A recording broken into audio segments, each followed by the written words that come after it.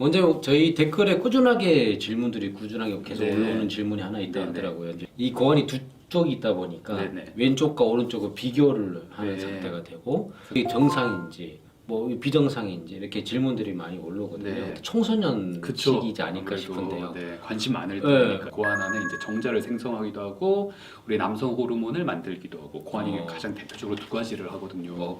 몸에서 소중한 부분이기 때문에 언제든지 조금 이상하다, 자꾸 커진다, 대측과 다르다 그럼 바로 병원에 오셔서 초음파를 꼭 해보시길 바랍니다. 제가 거의 20년 동안 성기를 엄청나게 많이 봤잖아요.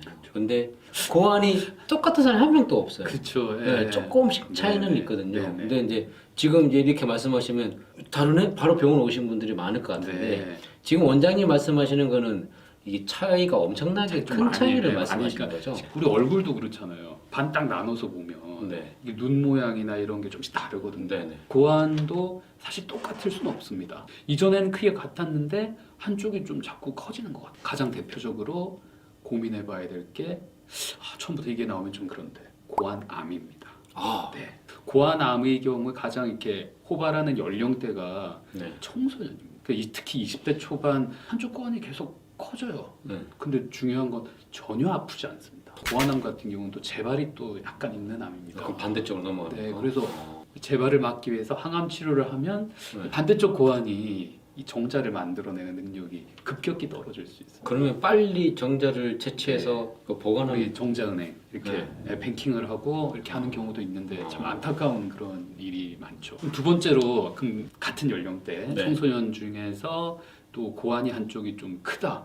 음낭수종입니다. 한자로 돼서 그렇지 쉽게 말하면 고환에 물이 차는 거거든요. 네네. 그러니까 음낭수종은 전 연령대에서 전 연령대. 가장 고환이 커지는 것 중에 아마 유병률이 어떻게 보면 제일 많을 거예요. 제일 흔하기도 하고 우리 요새 핸드폰에 후레쉬 기능이 다 있잖아요. 네. 그래서 커진 고환이 있을 때 불을 비춰보세요. 이렇게 음낭에 불을 딱 비추면 빨간 등이 하나 켜진 것처럼 이렇게 보이거든요. 전형적으로 저희가 초음파가 하기 전에 알아보기 쉬운 진단법입니다. 음낭수종.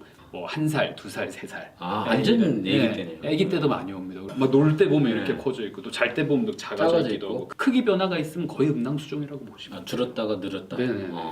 근데 크기 변화가 없는 음낭수종도 있기 때문에 네. 점점 이렇게 점점 커져서 나중에 이제 언제 오시냐면 이런 경우도 보면 걷기 힘들다 걸려가지고 불편하신 거예요. 그때 좀 이제 제 주먹만 하게 되면 이제 불편해지기 시작하시거든요. 이런 경우는 간단한 수술로 치료 가능하시기 때문에 근데 고환이 또 작아지는 경우가 있습니다. 이 정도는 아니었는데 자꾸 작아져. 점점 작아져. 남성에게 고환은 여성에게 난소다 그죠, 난소. 네. 여성은 난소가 몸 안에 있거든요. 네네. 엄마 뱃속에 딱 있을 때는 고환이 몸속에 있죠. 네, 네. 몸속에 있다가 이제 내려오죠. 내려오거든요. 네네. 태어나서 6개월까지 이 고환이 안 만져지는 음.